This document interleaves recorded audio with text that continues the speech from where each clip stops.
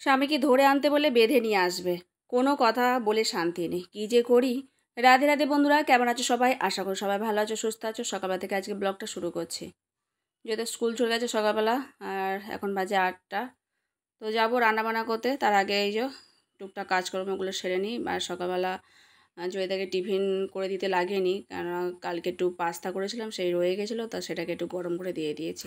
তো আজ তাড়াতাড়ি রান্নাবান্না করতে হবে, গোগো আবার 10:30টার ট্রেনে যাবে, তো সেই জন্য চলো এখন রান্নাবান্না করি। আজকে বেশি কিছু রান্নাবান্না করবো না, যেদিনকে পনির রান্না করি একটু তাড়াতাড়ি হয়ে যায়, আর সবজি বানাতে বেশিক্ষণ সময় লাগে না।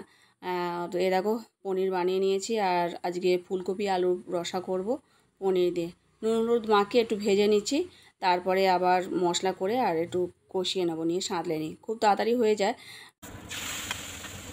এখন মশলা করে নিলাম, একটু টমেটো কাঁচা লঙ্কা পেস্ট করে নিয়েছি, একটু আদা ওর মধ্যে দিয়ে দিয়েছিলাম, ব্যাস এটাকে একটু ভাজা ভাজা করে নেবো। এখনকার ফুলকপি তবে একটুখানি জল দিয়ে ভাপিয়ে নিয়ে তারপর ভেজেছিলাম, একটু সাঁতলে নিলাম, জিরে তেজপাতা ফোড়ন দিয়ে সাঁতলাই।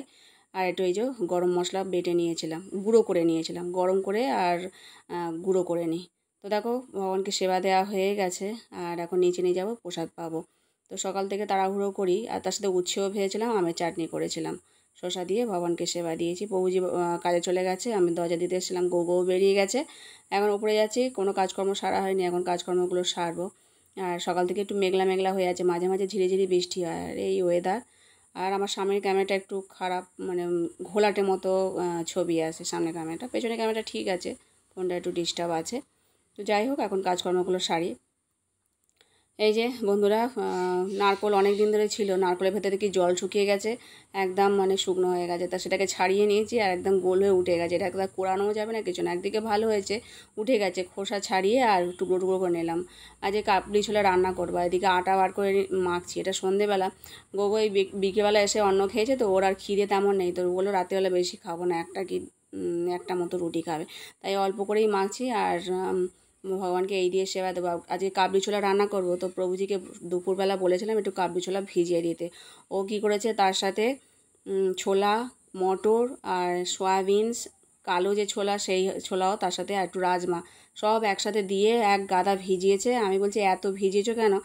1 কিলো হয়ে গেছে জলে ভিজে, তো ওটাতে আর আলু দেওয়া যায়নি, আলু দিলে তো আরও বেড়ে যাবে, তাও এটাকে রেখে দিতে হবে বাটিতে করে আলাদা করে, সেই জন্য হয়েছে। দেখো এই মশলাটা ভাজছি নারকোলের সাথে, আর এইদিকে এই সেদ্ধ করেছি, ভালোই সেদ্ধ হয়েছে, কিন্তু অনেক হয়ে গেছে, এতখানি না ভেজালেও হতো, এরকম শরীরে ভালো হবে বলে তো সব কিছু মিলিয়ে আমি শুধু কাবলি ছোলা করবো নারকোল দিয়ে, তাই ভেজাতে বলেছিলাম, তাই সব কিছু মিলিয়ে ওই ভিজিয়ে দিয়েছে, আর এক গাদা হয়ে গেছে।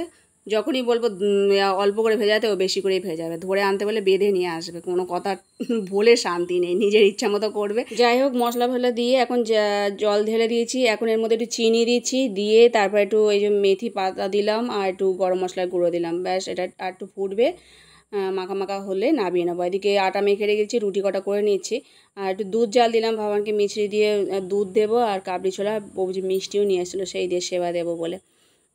রুটি অল্প করেই করছি, আর ও গোকে বললাম একটা খেতে, ও তাই বললো ঠিক আছে একটা খাবো ওখানে, যেহেতু মিষ্টি আছে তো তখন রুটিটা খেতে ভালোবাসে, আর মিষ্টি যদি না থাকে তখন বলবে যে খাবো না, আমার জন্য করতে হবে না।